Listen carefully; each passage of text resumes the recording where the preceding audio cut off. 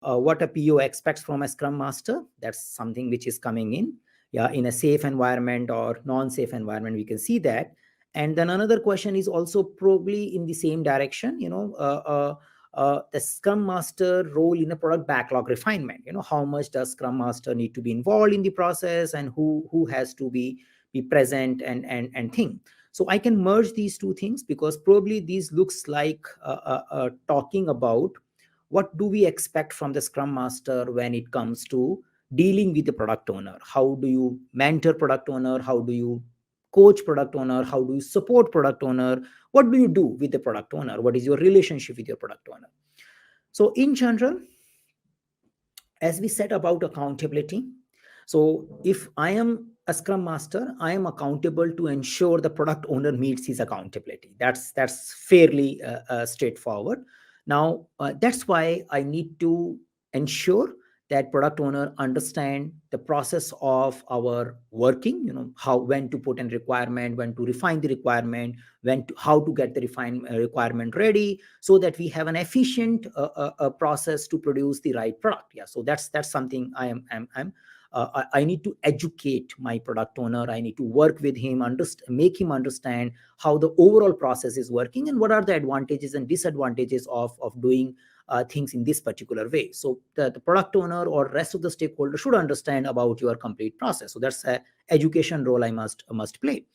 Now, product owner may also has some issues related to how to work with this way of working. So product owner might be expert in the domain, might be knowing all those ideas well, but might not be able to articulate things or slice the things in a way which are useful for incremental way of working, because the product owner or the guy, rather than just using a word product owner, the people coming from a business background might finding it very, very difficult to think requirement in a small increment. They may start with a big requirement and they talk about the big requirement and they hope the whole requirement get implemented. Yeah, that's a possibility.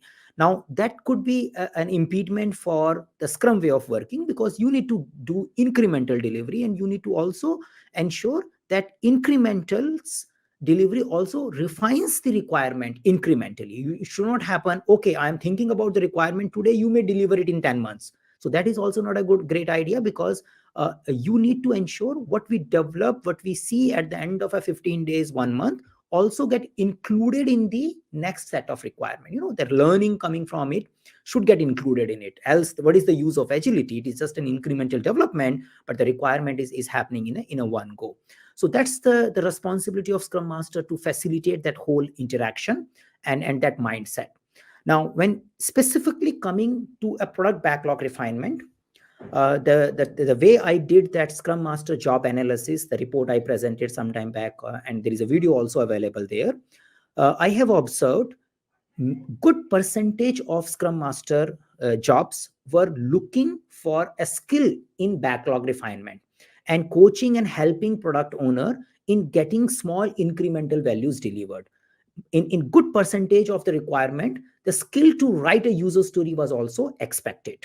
So I believe because if a Scrum Master has that skill, that could be a good asset for the product owner to think and slice the work in an incremental way. So I believe the incremental requirement exploration and thinking value-oriented requirement is a kind of a challenge which many organizations are facing. And based on those requirements and interaction with people, I believe the user story still is a very tricky thing, and that's why we did a 3-hour workshop on a user story. So I do see a value in learning in detail about the user stories, incremental requirement, and the whole process of backlog refinement for a Scrum Master. So understanding the whole process of a backlog refinement is a good idea, be it in a safe environment or non-safe environment. It's a good thing to work with. Yeah.